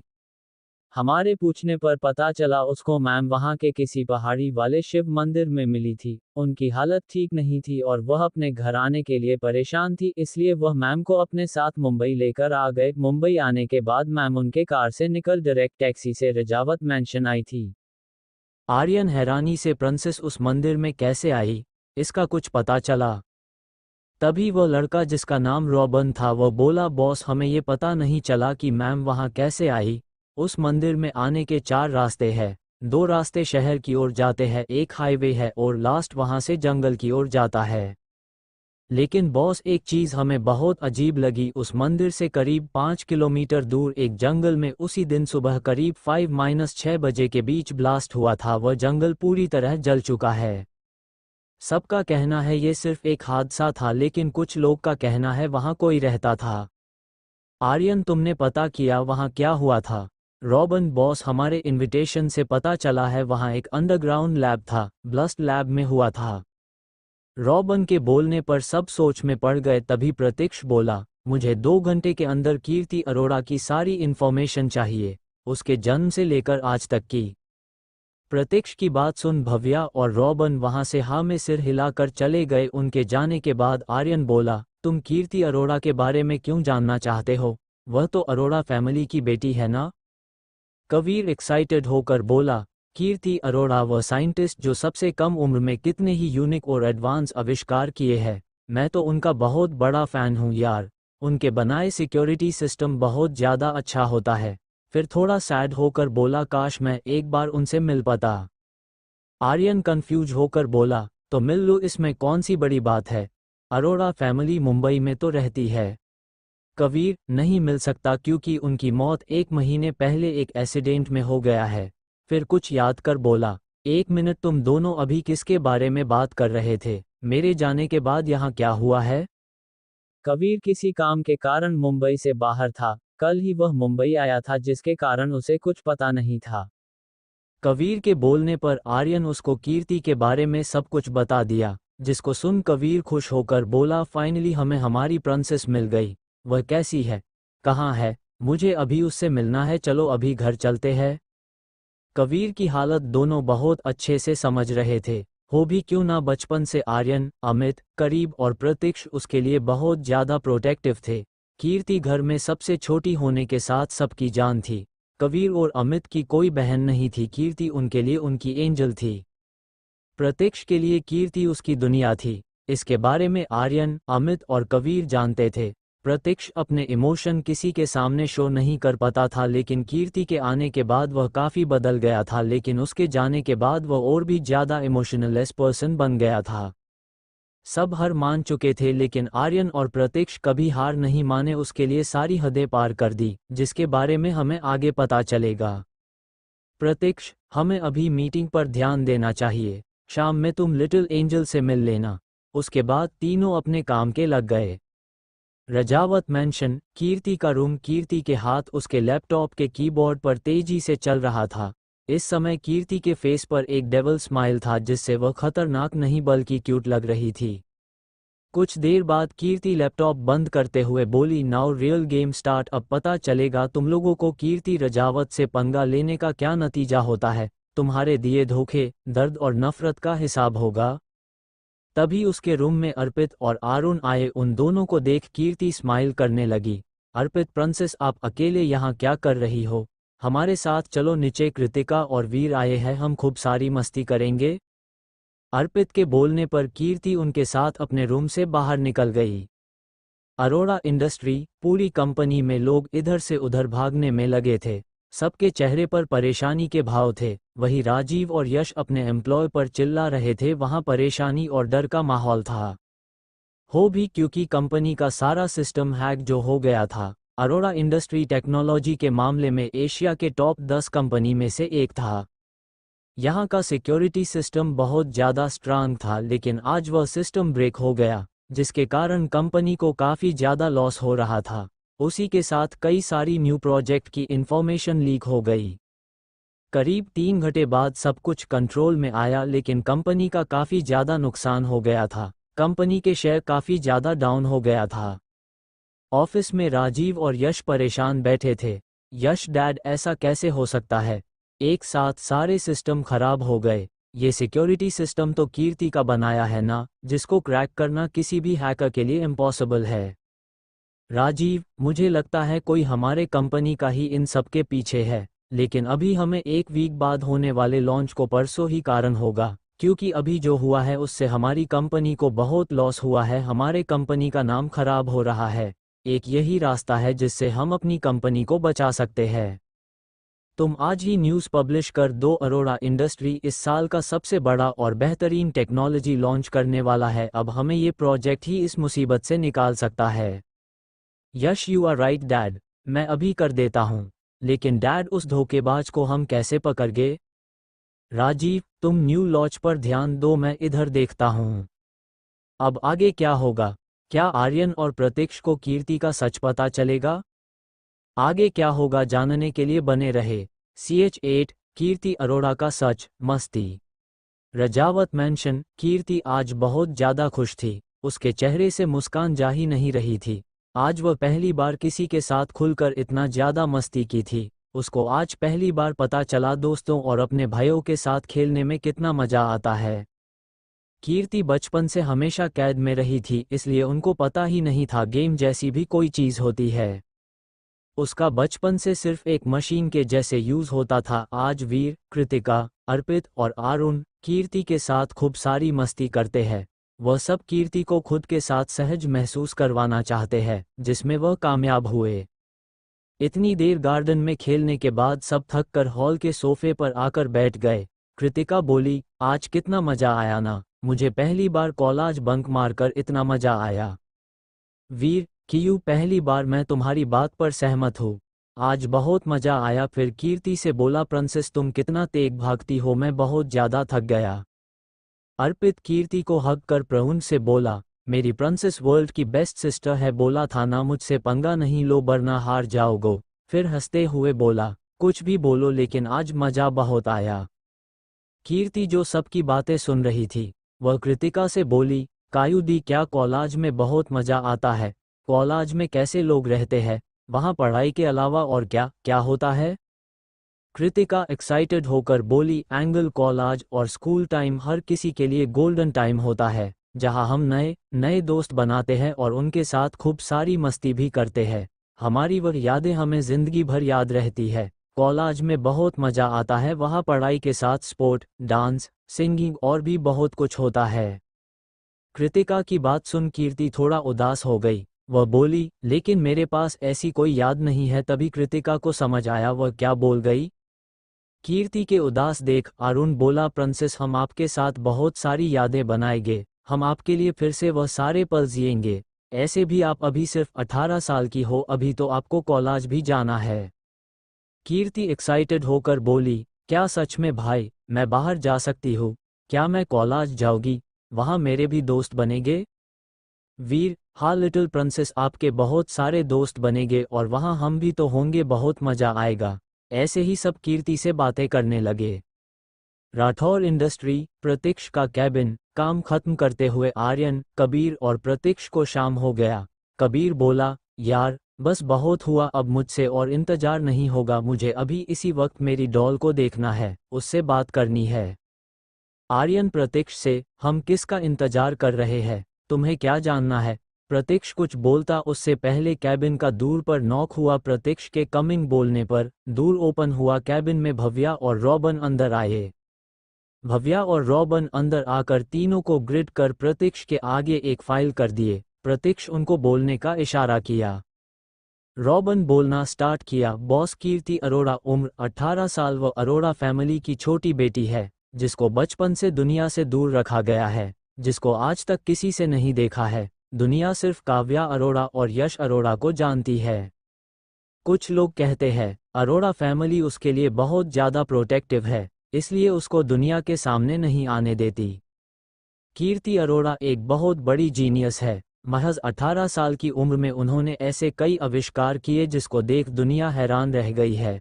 आज अरोड़ा इंडस्ट्री जो भी है कीर्ति अरोड़ा के कारण है। वह वर्ल्ड की टॉप 10 साइंटिस्ट में आती है। वह केमिकल, हर्ब, टेक्नोलॉजी की जीनियस है। आर्यन जो कब से ये सब सुन रहा था, उसको कुछ अजीब फील हुआ, पता नहीं क्यों, लेकिन कीर्ति अरोड़ा से उसको अपनापन महसूस हुआ। वह बोला, तुम्हारे पास उसकी कोई फोटो है? भव्या, बॉस हमारे पास उनके नाम के सिवा कुछ नहीं है। उसका किसी भी कॉलेज और स्कूल में रिकॉर्ड नहीं है। ऐसा लगता है अरोड़ा फैमिली कभी नहीं चाहती वह दुनिया के सामने आए, और ऐसे भी अब उनका दुनिया के सामने आना इम्पॉसिबल है। आर्यन, और वो क्यों? भव्या, आज से 1 महीने पहले एक एक्सीडेंट में उनकी डेथ हो गई है। प्रतीक्ष, उनकी डेथ कब और कहाँ हुई है? रॉबन बॉस अरोड़ा फैमिली पता नहीं क्यों, लेकिन उनके डेथ को छुपाना चाहता है, लेकिन हमें पता चला है शिमला के एक लैब में शॉर्ट सर्किट होने के कारण उनकी मौत हुई है। और बॉस वह लैब उसकी जंगल में था जहां से कुछ किलोमीटर के दूरी पर वह मंदिर है जहां कीर्ति मैम मिली थी। एक और बात हमें पता चली है, उनकी मौत उसकी दिन हुई है जिस दिन कीर्ति मैम उस मंदिर में आई थी। रॉबन और भव्या की पूरी बात सुन प्रतीक्ष उनको जाने का इशारा किया, फिर वह फाइल देखने लगा। फाइल पढ़ने के बाद वह कुछ सोचने लगा। आर्यन भी वह फाइल पढ़ा, वह भी कुछ सोचे लगा। तभी आर्यन और प्रतीक्ष दोनों के दिमाग में कुछ आया। वह दोनों एक दूसरे को देखे फिर अपने शीट से खड़े हो गए। आर्यन कबीर से बोला, तुम्हें प्रिंसेस से मिलना है ना, चलो चलते हैं।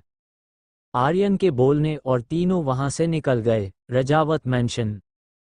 कीर्ति का रूम। कीर्ति अपने रूम को लॉक कर ध्यान में बैठी थी। उसके शरीर से उगली और पीली रोशनी निकल पूरे रूम में फैल रही थी।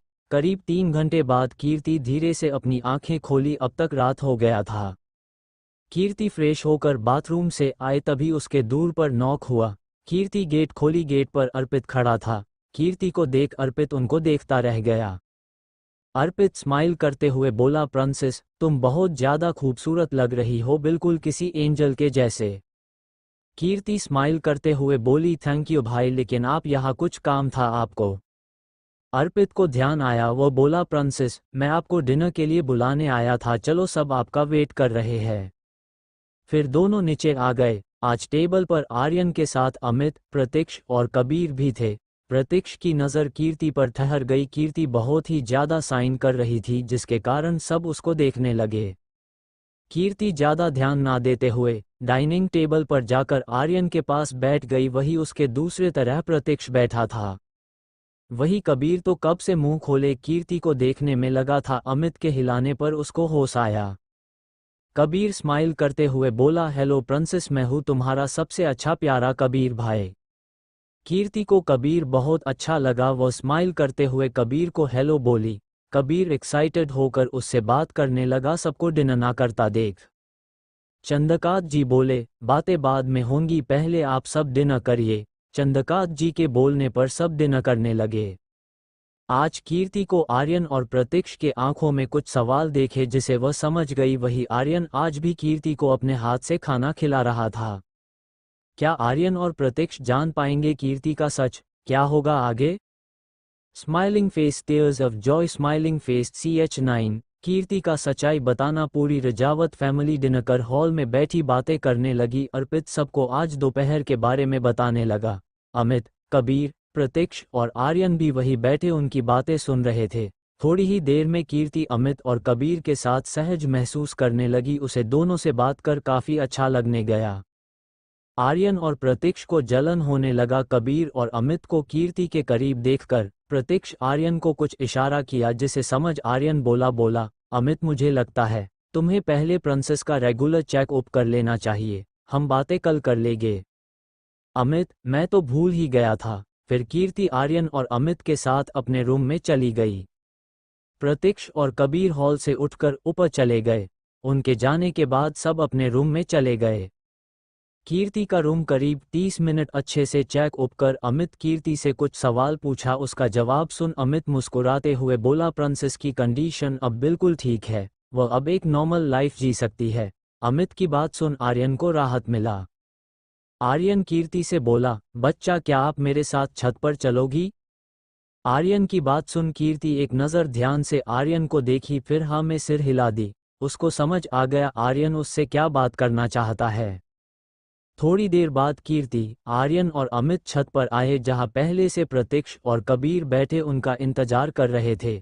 छत काफी बड़ा और खूबसूरत था, वहां बैठने लिए अलग जगह बनाए थे।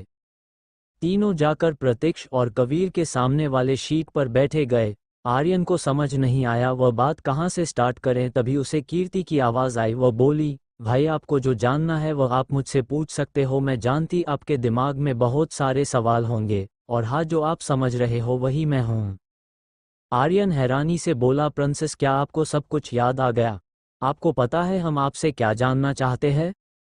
कीर्ति गहरी सांस लेकर बोली, भाई मुझसे बहुत पहले सब कुछ याद आ गया था। कीर्ति की बात सुन सब हैरान हो गए। अमित प्रिंसेस, अगर आपको सब कुछ याद था तो आपने हमें कुछ बताया क्यों नहीं?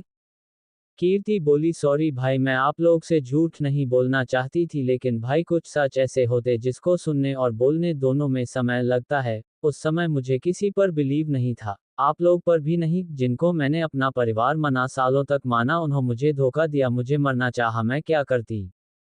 मैं डर गई थी, मुझे लगा मेरा सच जानकर आप लोग मुझे खुद से दूर कर दोगे। ये सब बोलते हुई उसकी आंखें नम हो गई। कीर्ति की बात सुन आर्यन उसको हग कर लिया। सब कीर्ति को समझ रहे थे। आर्यन बोला, बच्चा, हमें आप पर खुद से ज्यादा यकीन है, हमने आपका इंतजार सालों किया है, तो फिर कैसे आपको खुद से अलग कर सकते हैं? We love you so much बच्चा। अमित और कबीर भी उन दोनों को हग कर लिए। तभी सबको प्रतीक्ष की आवाज आई। वह कीर्ति से अपनी सॉफ्ट आवाज में बोला, लिटिल एंजल, अगर तुम्हें ठीक लगे और हम पर बिलीव हो, तुम्हें सहज महसूस हो, तो क्या तुम हमें बता सकती हो तुम्हारे साथ क्या हुआ था? तुम कहाँ थी? हमारे इतने ढूंढने पर भी तुम हमें मिली क्यों नहीं थी? कीर्ति आर्यन से अलग होकर हाँ में सिर हिलाकर सबको ध्यान से देखने लगी, फिर अपने पास्ट के बारे में सोचते हुए बोलने लगी। Flashback start. 13 साल पहले एक 5 साल की लड़की जो देखने में किसी एंजल के जैसे खूबसूरत, वह एक वाइट हॉस्पिटल गाउन पहने, वह एक बड़े से लैब में बहुत सारे मशीनों के बीच लेटी थी। उसके नाजुक शरीर में कई सारे मशीन लगे थे, उसके हाथ और पैरों को बंधा गया था। उस लड़की को धीरे धीरे होश आने लगा। खुद को अनजान जगह पाकर वह अपने आस पास देखी, उसे अपने बॉडी में दर्द महसूस हुआ। खुद को बंधा पाकर वह लड़की डर गई, उसके आंखों में आंसू आ गया। उसको वह एक आदमी देखा जो सफ़ेद कपड़े पहने वहां काम कर रहा था।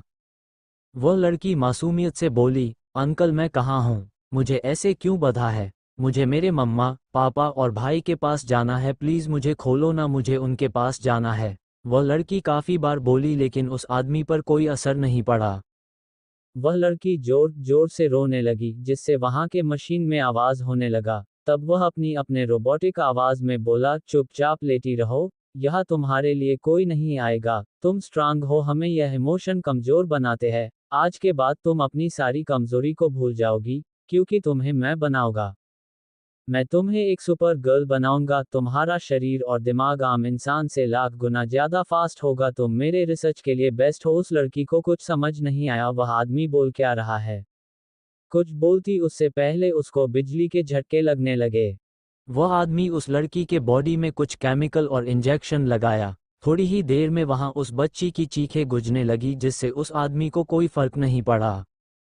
वह आदमी अपने काम में लगा रहा। ऐसे ही दिन बीतने लगे, उसी के साथ उस लड़की का दर्द भी। दर्द इतना ज्यादा था कि उस लड़की को ना दिन पता चलता और ना ही रात।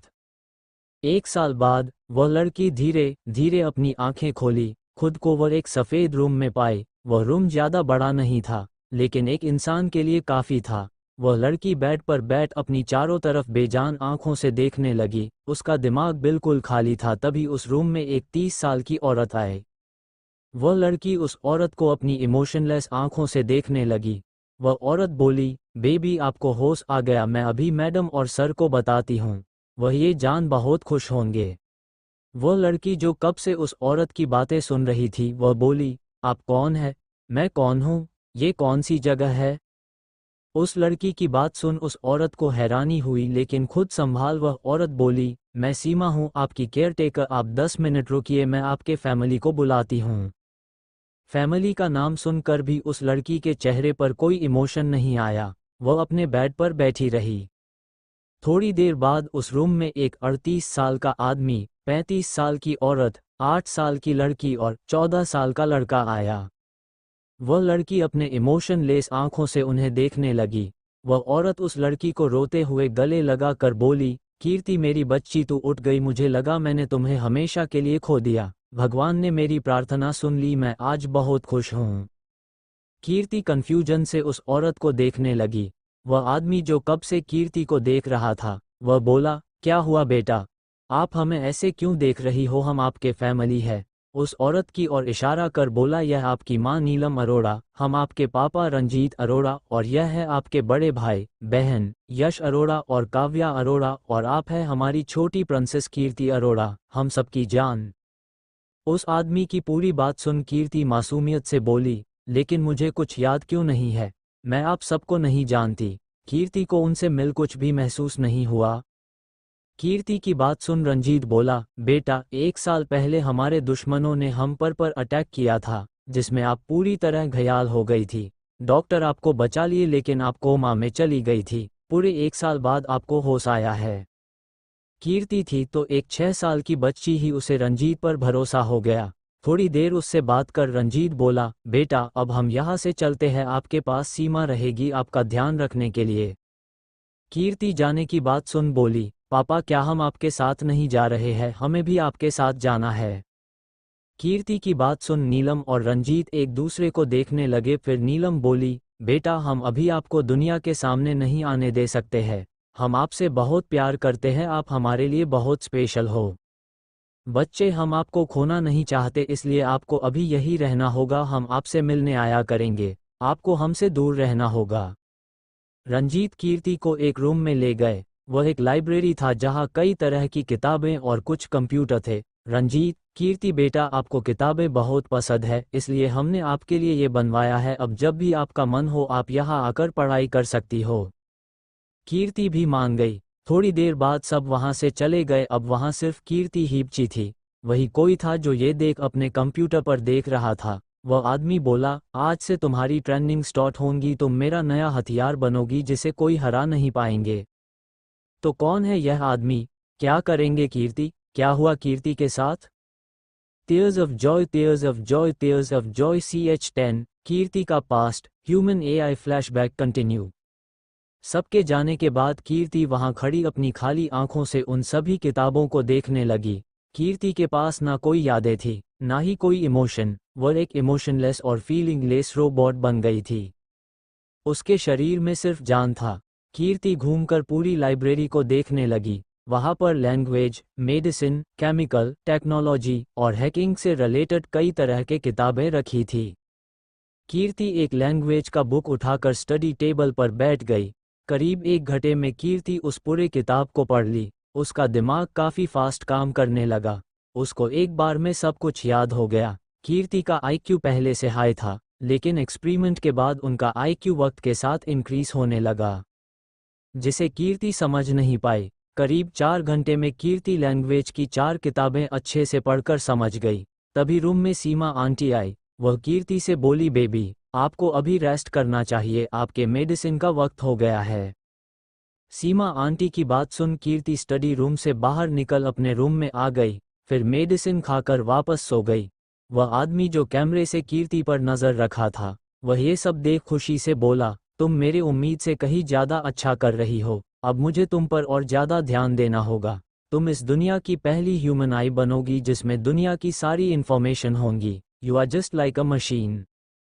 ऐसे ही वक्त बीतने लगा। कीर्ति के शरीर के साथ उसका दिमाग धीरे धीरे फास्ट काम करने लगा। इसी के साथ वह अनजान आदमी कीर्ति पर एक्सपेरिमेंट करने लगा। उस पर हर समय नजर रखा जाता। कीर्ति के अंदर कुछ सॉफ्टवेयर डाला।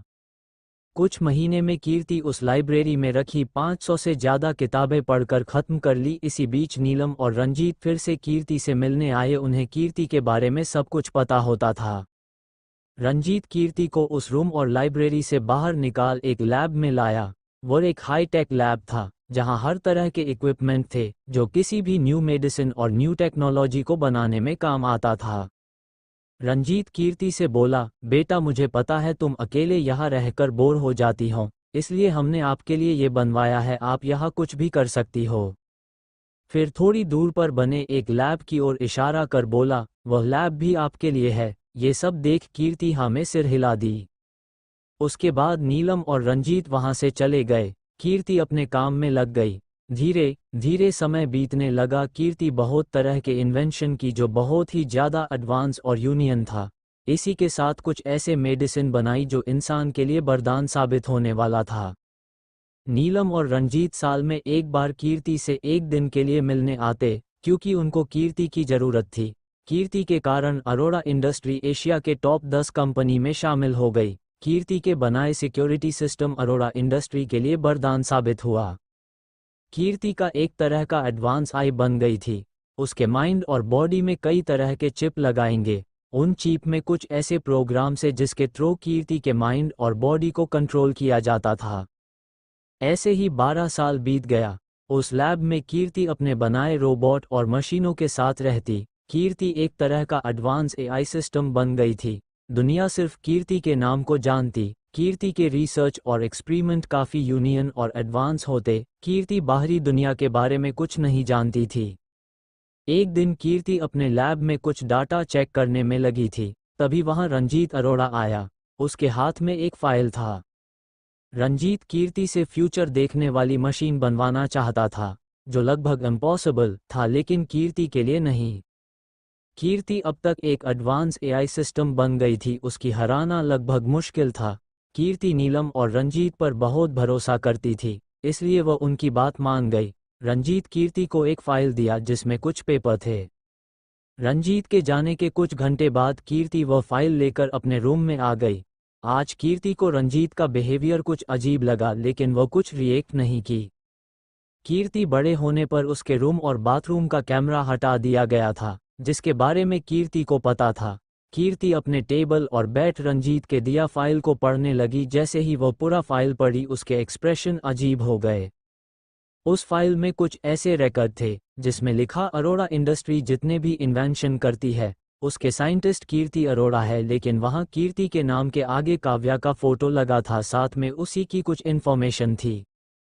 कुछ देर बाद रंजीत भागते हुए कीर्ति के रूम में आया। रंजीत को फिर से आता देख कीर्ति को अजीब लगा। रंजीत बोला, कीर्ति पहले वाली फाइल कहाँ है? वह गलत फाइल है, असली फाइल ये है। बोल कीर्ति को दूसरा फाइल दिया। कीर्ति अब तक वह फाइल पढ़ ली थी जिसका पता रंजीत को नहीं चला। रंजीत अपना फाइल लेकर वहां से चला गया। कीर्ति रंजीत के जाने के बाद अपनी जगह पर खड़े होकर कुछ सोचने लगी। उसी के साथ उसके सिर में भयंकर दर्द होने लगा। कीर्ति जब भी अपने दिमाग पर जोर डालती उसके सिर में दर्द होता। दर्द के कारण वह बेहोश हो गई। कुछ घंटे बाद कीर्ति को होश आया। कीर्ति खुद से बोली, यह मुझे अचानक क्या हो जाता है? जब भी मैं काम के अलावा कुछ सोची हूँ मेरे सिर में दर्द होने लगता है। आई थिंक मुझे एक बार खुद को चेक करना होगा। नेक्स्ट डे कीर्ति कुछ सोचकर अपने रूम से बाहर निकली। उस लैब में कीर्ति के अलावा उसके बनाए रोबोट काम करते थे। लैब में आते ही कीर्ति अपने काम में लगी। कीर्ति को अचानक कुछ याद आया। वह अपने मेडिकल रूम में जाकर खुद को चेक करने लगी। करीब 30 मिनट बाद उसको रिपोर्ट मिल गया। रिपोर्ट देख वह हैरान रह गई। उसको यकीन नहीं हुआ, तभी उसका ध्यान कैमरे पर गया। कीर्ति वहां से निकल सर्वर रूम में आई। वह पूरे सर्वर को हैक कर ली। अब वहां के सारे सिस्टम कीर्ति के कंट्रोल में थे। कीर्ति फिर से अपने लैब में आकर कुछ डाटा चेक करने लगी। इसी के साथ वह अरोड़ा मैंशन और अरोड़ा इंडस्ट्री के कैमरा हैक की। करीब 3 घंटे बाद सच जान कीर्ति सारा सच जान अपनी जगह पर जम गई। अरोड़ा मैंशन के कैमरा हैक करने के बाद उसको पता चला वह कीर्ति अरोड़ा नहीं, कीर्ति रजावत है। कीर्ति को ये भी पता चला उस पर एक्सपेरिमेंट किया जा रहा है। 2 दिन के कड़ी मेहनत के बाद कीर्ति अपने माइंड और बॉडी में लगे चिप को डीएक्टिवेट कर पाए। Flashback and. ये सब बताते हुए कीर्ति के आंखों में आंसू आ गया। उसको फिर से वह अकेलापन, दर्द, धोखा याद और मौत याद आने लगा। कीर्ति के पास्ट को जान कबीर, अमित, आर्यन और प्रतीक्ष की आंखें नम हो गई। वह सोच नहीं सकते, उसे कहीं ज्यादा दर्द कीर्ति सही थी। आर्यन खुद के साथ कीर्ति को संभालते हुए बोला, प्रिंसेस आपको हमारे बारे में कैसे पता चला? कीर्ति बोली, मुझे आप लोग के बारे में ज्यादा कुछ नहीं पता था। अरोड़ा मैंशन के कैमरा हैक करने पर मुझे पता चला मैं उनकी नहीं विक्रम रजावत की बेटी हूँ। बाकी का मुझसे इंटरनेट से पता चला, फिर मैं वहां से यहाँ आपके पास आ गई। कीर्ति यह सब बोल खुद से बोली, सॉरी भाई मैं आपको पूरा सच नहीं बता सकती। कीर्ति अपने रिबर्थ और शक्तियों को छोड़ उनको सब कुछ बता दी। कबीर गुस्से में बोला, मैं उस अरोड़ा को छोड़ूंगा, उसके कारण हमारी प्रिंसेस हमसे दूर रही। उसकी हिम्मत कैसे हुई यह सब करने की? कबीर की बात सुन कीर्ति बोली, भाई प्लीज अभी आप लोग कुछ मत करना। रंजीत अरोड़ा सिर्फ एक मोहरा है, असली मास्टरमाइंड कोई और है। आर्यन, वह कौन हो सकता है? कीर्ति, भाई मास्टरमाइंड पूरे राठौर और रजावत फैमिली को बहुत अच्छे से जानता है। उसकी नज़र हमेशा हम पर होती है। वह कोई ऐसा है जो हमारे बहुत करीब है या फिर था। अमित, प्रिंसेस क्या वो चिप अभी भी आपके बॉडी में है? कीर्ति हाँ में सिर हिलाते हुए बोली, मैंने उस टाइम मैं सिर्फ इसको डीएक्टिवेट कर सकती थी ताकि वो मुझ तक ना पहुंच पाए। करीब, इसका मतलब तुम एक ह्यूमन आई हो जिसको कंट्रोल किया जा सकता है। कीर्ति सिर्फ हाँ में सिर हिला दी। चारों कीर्ति की पूरी बात सुन परेशान हो गए। प्रत्यक्ष, रात काफी हो गया है, अब हमें सोना चाहिए। थोड़ी देर बाद सब अपने रूम में चले गए। सबके जाने के बाद विक्रम जी बाहर निकले जो कब से सबकी बातें सुन रहे थे। विक्रम जी कीर्ति को चेक करने आ रहे थे, लेकिन फिर आर्यन और कीर्ति को ऊपर आता देख वह भी उनके पीछे आ गए। कीर्ति की पूरी बात सुन उनकी आंखें गुस्से में लाल हो गया। वह खुद से बोले, तुम जो कोई भी हो मेरी बेटी का कुछ बिगाड़ नहीं पाओगे। मैं अपनी प्राइंसेस को फिर से पहले जैसा करूँगा। कौन है इन सब के पीछे? क्या कीर्ति ठीक हो पाएगी? क्या करेंगे विक्रम जी?